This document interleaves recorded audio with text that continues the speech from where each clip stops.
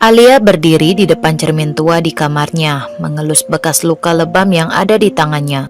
Hari ini adalah hari pertunangannya, atau lebih tepatnya, hari ketika hidupnya dijual oleh ayahnya sendiri. Sejak kecil, Alia sudah terbiasa dengan perlakuan kasar dari ibu tirinya, Liana, dan adik tirinya, Jasmine. Setelah ibunya meninggal, ayahnya menikah lagi dengan Liana, seorang wanita licik yang hanya peduli pada uang dan status. Sejak saat itu, Alia bukan lagi putri di rumahnya sendiri. Ia menjadi pesuruh. Setiap hari ia harus bangun lebih pagi untuk menyiapkan sarapan, membersihkan rumah, bahkan mencuci pakaian ibu tiri dan adik tirinya. Jika ada yang tidak beres, Jasmine akan dengan senang hati menamparnya atau menarik rambutnya, sementara ayahnya hanya diam dan pura-pura tidak tahu. Malam itu, Alia mendengar percakapan ayahnya dengan Liana. "Kita tidak punya pilihan. Jika tidak menyerahkan Alia, perusahaan ini akan bangkrut." Suara ayahnya terdengar putus asa. "Bagus, biarkan dia pergi. Siapa tahu Saga bisa mengurusnya untuk kita," jawab Liana dengan senyum licik. Alia menggigit bibirnya, menahan air mata. Ia tahu bahwa hidupnya sudah tidak ada artinya di mata keluarganya. Alia diserahkan kepada CEO yang kejam oleh ayahnya demi perusahaannya agar tidak bangkrut. Hari pernikahan tiba. Alia mengenakan gaun putih sederhana, jauh dari kemewahan. Di altar, ia melihat pria yang akan menjadi suaminya, Saga Rahardian. Saga adalah CEO perusahaan terbesar di negeri ini. Ia dikenal sebagai pria tampan dengan aura dingin dan kejam. Semua orang takut padanya. Ia bisa menghancurkan perusahaan hanya dengan satu keputusan. Kini pria itu adalah suaminya. Saat mengucapkan janji pernikahan, mata Saga sama sekali tidak memandangnya. Tidak ada cinta, tidak ada kelembutan. Setelah pesta selesai, Saga memerintahkan sopirnya untuk mengantarkan Alia ke rumahnya terlebih dahulu karena ia akan berpesta bersama teman-temannya.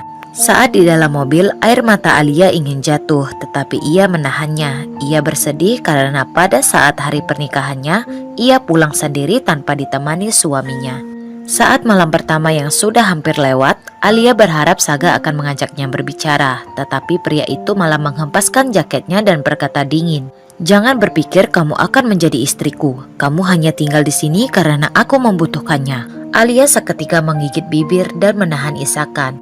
Ia tidak tahu bagaimana kehidupan seperti ini akan berlanjut. Hari-hari pertama setelah pernikahan, Alia terasa seperti di neraka. Rumah Saga adalah sebuah mansion besar yang luas, tetapi tidak ada satupun sudut yang terasa seperti rumah bagi Alia. Sejak pagi buta, ia sudah harus bangun dan mulai bekerja. Saga memerintahkan kepada kepala pelayan agar semua pelayan tidak ada yang mengerjakan pekerjaan rumah, karena itu semua akan dikerjakan oleh Alia. "Kamu pikir aku menikahimu untuk apa? Bukan untuk menjadi istriku, tetapi untuk menyiksamu. Kalau kamu tidak mau, kamu akan tahu akibatnya." Setiap pagi, Alia harus menyiapkan sarapan untuk Saga. Namun, setiap kali makanan tersaji di meja, pria itu hanya melirik sekilas, lalu menghempaskan piringnya ke lantai. Setelah itu, Alia harus membersihkan seluruh rumah, mencuci pakaian, dan memastikan tidak ada debu yang tertinggal, walaupun di rumah ini mempunyai pelayan yang mengisi setiap sudut di rumah ini. Jika ada sedikit saja kesalahan, Saga akan menatapnya dingin dan berkata, "Kamu bahkan tidak bisa melakukan tugas sederhana ini. Apa gunanya kamu di sini?" Setiap malam, Saga akan pulang larut, kadang dengan aroma alkohol. Alia selalu menunggu, meskipun ia tahu suaminya tidak akan menyapanya. Bahkan, ada malam-malam di mana Saga membiarkannya tidur di lantai karena menjaga ranjang dianggapnya terlalu berlebihan. Namun, Alia tidak pernah melawan. Ia menerima semua perlakuan itu tanpa mengeluh. Suatu hari, Alia menerima telepon dari ayahnya. "Alia, kirimkan uang ke perusahaan. Kita butuh dana cepat." Alia terdiam. Ini bukan pertama kalinya ayahnya meminta uang setelah ia menikah dengan Saga. Setiap kali ia mengirimkan uang, tidak ada ucapan terima kasih, hanya permintaan lebih banyak. Dengan tangan gemetar, Alia memberanikan diri meminta izin kepada Saga. "Aku butuh sedikit uang untuk keluargaku." Saga yang sedang membaca dokumen meliriknya dengan tajam. "Untuk apa?" Alia menggigit bibir. "Ayahku butuh dana tambahan untuk..." Suara gebrakan meja pun terdengar. Dokumen yang ada di tangan Saga terlempar ke meja. Pria itu berdiri, mendekat dan menatapnya dingin. Jangan pernah meminta uang dariku untuk mereka. Aku menikahimu bukan untuk memberi makan keluargamu. Alia, suara Saga lebih rendah sekarang, nyaris seperti ancaman. Kalau kamu menyebutkan hal ini lagi, aku tidak akan segan-segan membuatmu jatuh ke neraka yang lebih dalam. Air mata Alia menggenang, tetapi ia menahannya. Ia hanya menunduk, menerima semuanya. Saga bukan hanya menyiksanya secara fisik, tetapi juga mental. Setiap kali ada pesta atau acara penting, Alia harus tetap tinggal di rumah. Ia tidak boleh menunjukkan wajahnya kepada siapapun. Kamu tidak pantas berjalan di sampingku, katanya dingin saat Alia pernah mencoba meminta ikut ke acara perusahaan. Jika ada tamu yang datang, Alia harus menghindari mereka. Suatu kali, Alia secara tidak sengaja bertemu dengan salah satu rekan bisnis Saga. Di ruang tamu, pria itu menatapnya dengan heran. "Siapa ini?" tanyanya. Sebelum Alia bisa menjawab, tangan Saga sudah menggenggam pergelangan tangannya erat, menariknya ke belakang. "Bukan urusanmu," jawabannya dengan nada dingin. Begitu tamu itu pergi, Saga mendorong Alia ke dinding. "Aku sudah bilang jangan pernah muncul di depan orang lain." Matanya gelap penuh ancaman. Alia hanya bisa mengangguk, tidak berani menatapnya terlalu lama. Hari-hari terus berlalu dan Alia semakin merasa seperti burung dalam sangkar emas. Ia tidak memiliki kebebasan, tidak memiliki suara. Hanya ada satu hal yang membuatnya tetap bertahan. Harapan bahwa suatu hari semua ini akan berakhir. Waktu pun berlalu, tetapi tidak ada yang berubah dalam hidup Alia. Jika ada, mungkin hanya rasa sakit yang semakin menjadi-jadi. Beberapa minggu kemudian, akibat terlalu lelah dan kurang makan, tubuh Alia akhirnya menyerah. Pagi itu, ia mencoba bangun dari tempat tidur, tetapi tubuhnya terasa begitu berat. Pandangannya berputar, kepalanya seperti dihantam sesuatu. Namun ia tahu ia tidak boleh istirahat. Ia harus menyiapkan sarapan, jika tidak hukumannya akan menunggunya. Dengan susah payah ia berjalan ke dapur dan mulai memasak.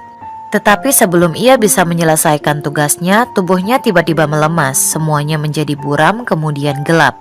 Ketika ia sadar, ia sudah berada di lantai dengan wajah menempel di ubin dinding. Langkah kaki terdengar mendekat. Saga berdiri di dekatnya, menatapnya dengan ekspresi datar. "Kenapa kamu tergeletak di sini?" Suaranya terdengar dingin. Alia mencoba bangun, tetapi tubuhnya tidak merespon. Saya tidak bisa berdiri." Alih-alih membantu, Saga hanya mendengus sinis. "Lemah." Setelah mengatakan itu, ia berbalik dan berjalan pergi, meninggalkan Alia yang masih terbaring di lantai dan tubuhnya gemetar. Saat itulah ia menyadari sesuatu. Jika ia mati hari ini, mungkin tidak ada yang peduli, bahkan suaminya sendiri. Hari-hari pahit pun berlalu tanpa ada perubahan bagi Alia. Ia masih menjalani hidupnya dalam ketakutan. Terus-menerus merasa seperti berjalan di atas pecahan kaca yang siap melukai kapan saja. Setelah pingsan di dapur hari itu, tubuhnya semakin lemah, tetapi ia tetap memaksakan diri untuk bekerja. Ia tahu jika ia berhenti, Saga tidak akan ragu untuk menghukumnya lagi. Namun, semakin ia berusaha, semakin buruk perlakuan Saga terhadapnya. Suatu siang, Alia duduk di tepi jendela, menatap keluar dengan mata kosong. Di luar, dunia terlihat begitu bebas. Ia melihat anak-anak berlari, pasangan berjalan bergandengan tangan, orang-orang berbicara dan tertawa.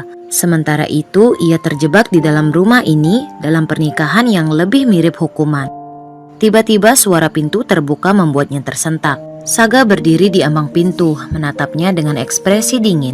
"Apa yang kamu lakukan?" Alia segera berdiri. "Saya hanya melihat keluar." Saga berjalan mendekat, matanya mengamati Alia dengan tajam. "Kamu ingin kabur?" Alia membelalak. "Tidak, saya tidak akan." Tangan Saga menarik pinggang Alia mendekat.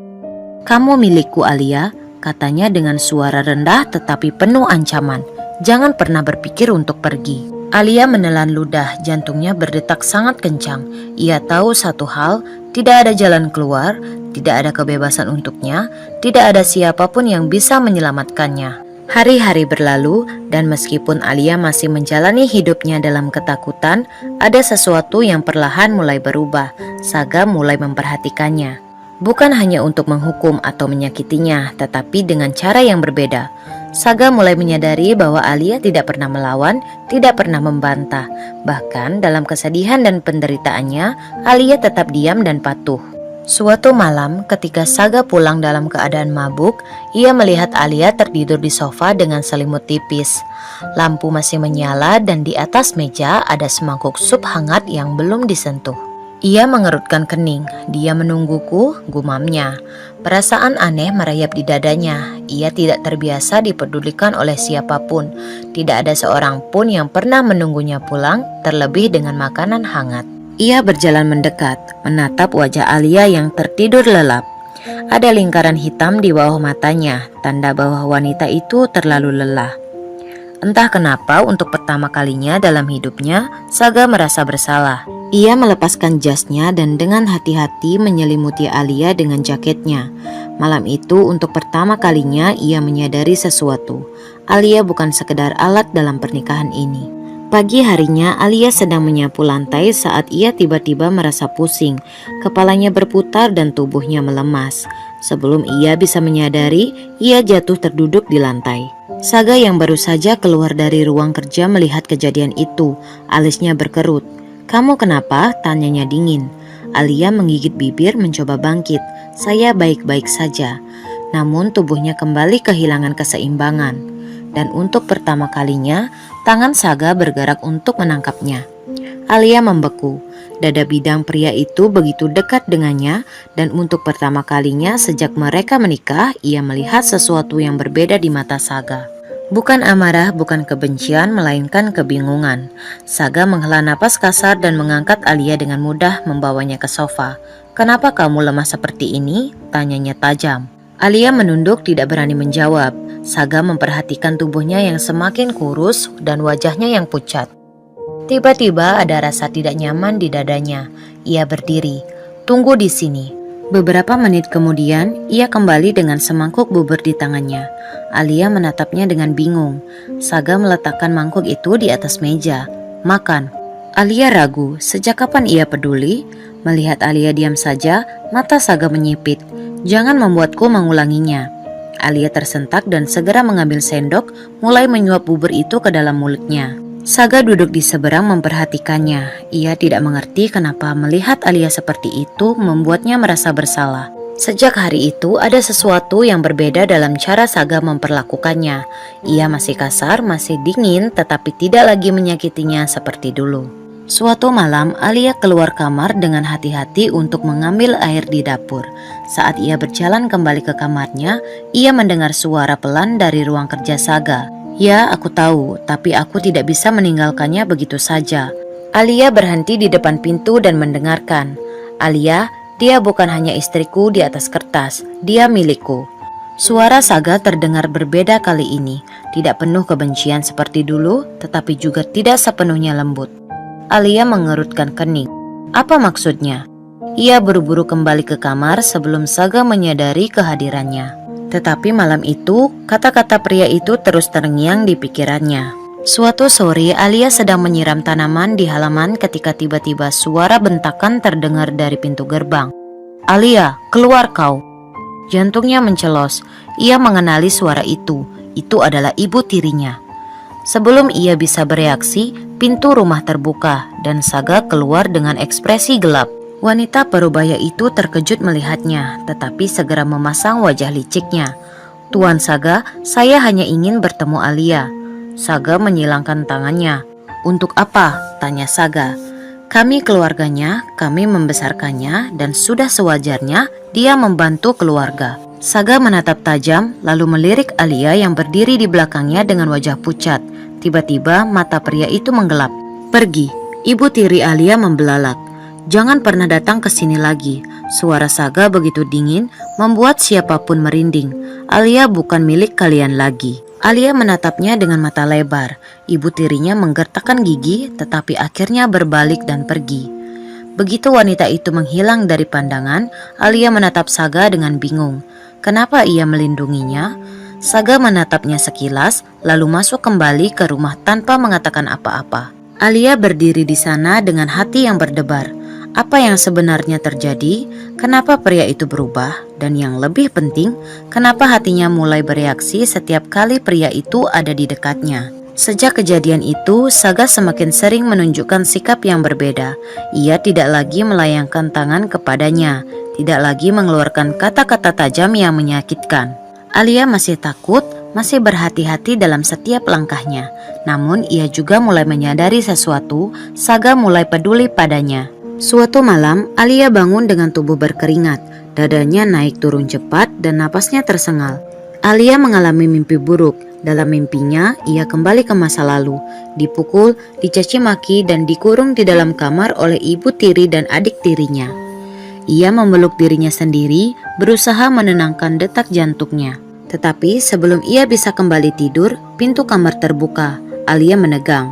Saga berdiri di ambang pintu, mengenakan celana tidur dan kaos tipis. Mata pria itu menyipit. "Kamu kenapa?" Alia menggigit bibir menunduk. "Tidak apa-apa." Saga mendekat dan tanpa peringatan duduk di tepi ranjang. "Kamu bermimpi buruk?" Alia tidak menjawab, tetapi Saga tidak membutuhkan jawaban. Matanya menangkap ekspresi lelah dan ketakutan di wajah Alia. Tanpa mengatakan apa-apa lagi, ia menghela napas panjang dan meraih kepala Alia, menyandarkan ke bahunya. Sikap Saga itu membuat tubuh Alia membeku. Ia bisa merasakan hangatnya tubuh pria itu dan aroma khas yang menenangkan. Jantungnya berdebar tak terkendali. Saga tidak mengatakan apa-apa, ia hanya duduk di sana membiarkan Alia bersandar padanya. Beberapa hari kemudian, Alia pergi ke supermarket. Kali ini Saga yang mengantar. Ia tidak mengatakan apa-apa saat Alia masuk ke dalam toko, hanya menunggu di dalam mobil. Alia bergerak cepat, mengambil barang-barang yang ia butuhkan. Namun saat ia sedang memilih buah, seorang pria tiba-tiba mendekatinya. "Permisi, kamu Alia kan?" Alia mengangkat wajahnya, terkejut melihat pria yang berbicara dengannya. Itu adalah Nathan, teman masa kecilnya. Sebelum ia sempat menjawab, Nathan tersenyum lebar. "Sudah lama kita tidak bertemu, aku hampir tidak mengenalimu." Alia tersenyum kecil. Iya, sudah lama." Mereka berbicara sebentar, tetapi Alia terus merasa gelisah. Entah kenapa ada perasaan tidak nyaman di dadanya. Ketika akhirnya ia selesai berbelanja dan kembali ke mobil, ia menyadari sesuatu. Saga sedang menatapnya. Matanya dingin, rahangnya mengeras. Tanpa mengatakan apa-apa, ia mengambil belanjaan dari tangan Alia dan memasukkannya ke dalam mobil. Selama perjalanan pulang, keheningan terasa mencekik. Alia menggigit bibir, tidak berani bertanya. Namun ketika mereka tiba di rumah dan ia hendak masuk, Saga tiba-tiba menarik tangannya. "Siapa dia?" Alia menelan ludah. "Saya, Nathan." Mata Saga tajam. "Siapa dia?"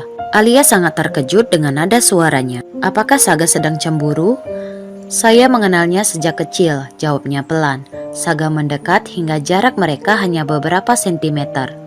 "Jangan berbicara dengannya lagi." Alia terkejut. "Tapi..." Saga meraih dagunya, membuat Alia menatap langsung ke matanya. "Kamu milikku, Alia," suaranya dalam, penuh kepemilikan. "Jangan membuatku marah." Alia menahan napas ketika Saga memberikan serangan bibir kepada Alia, satu kecupan yang begitu dalam. Setelah serangan tiba-tiba itu selesai dilancarkan, ada sesuatu yang berbeda dalam cara pria itu menatapnya. Sejak saat itu, Alia mulai melihat lebih banyak perubahan dalam diri Saga.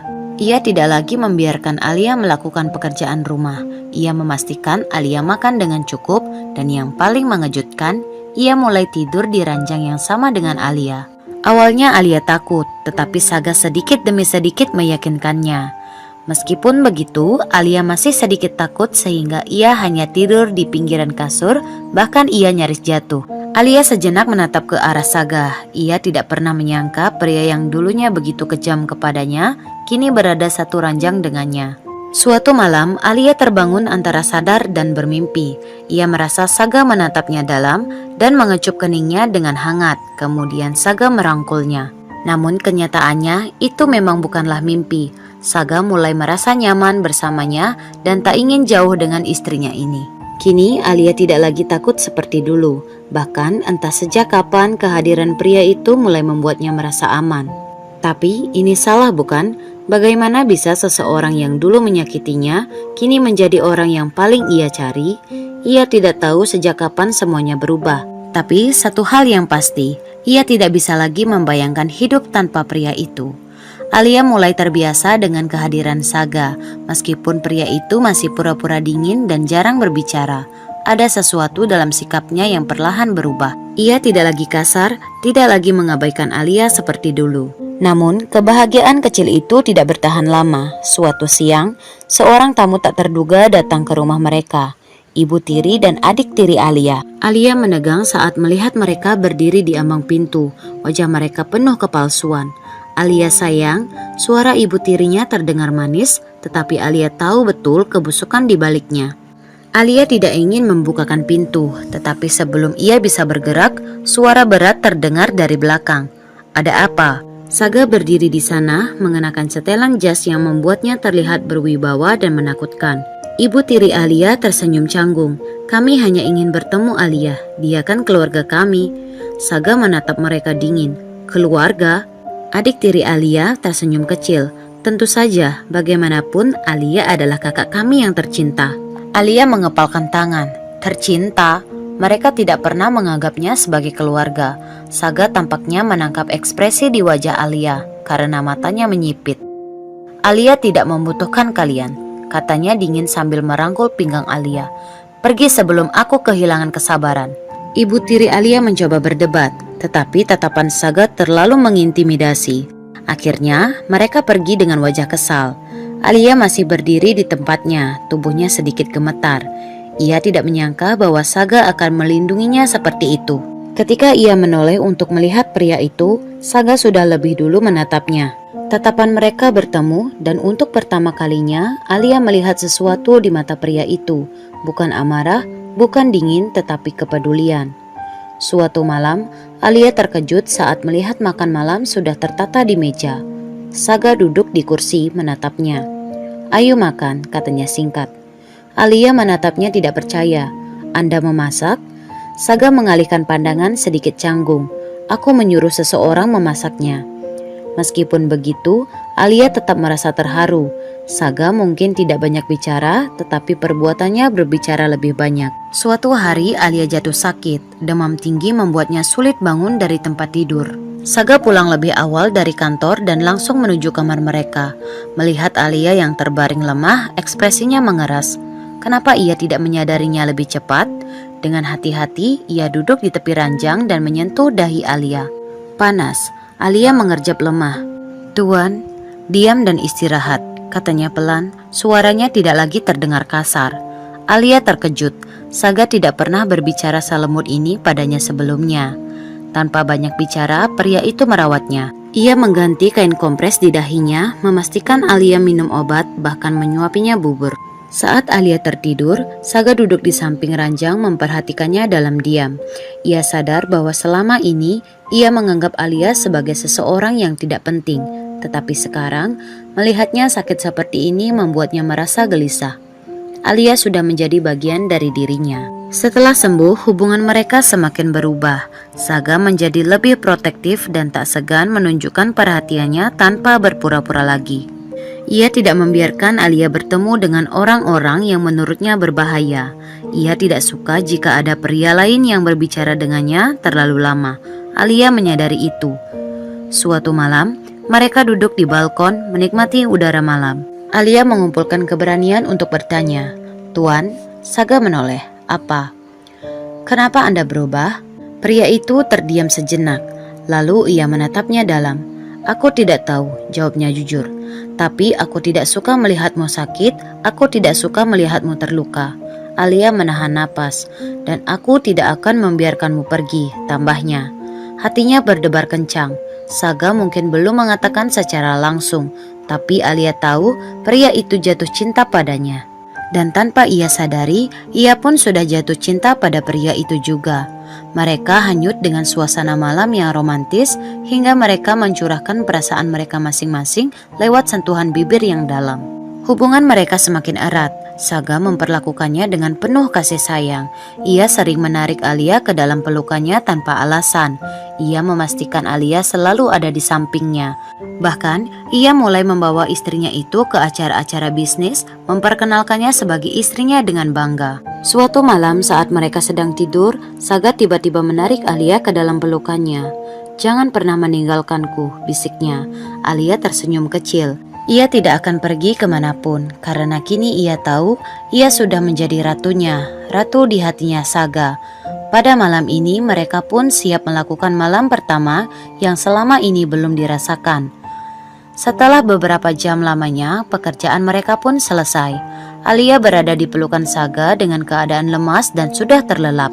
Berbeda dengan Saga, ia merasa puas dan bangga akan pekerjaannya yang hebat itu. Semenjak Saga berubah, hari-hari indah dilewati Alia. Alia kini bukan lagi wanita yang hidup dalam ketakutan. Sejak Saga mulai memperlakukannya dengan penuh kasih sayang, ia mulai merasa aman, terlindungi dan dihargai. Namun kebahagiaannya belum sempurna.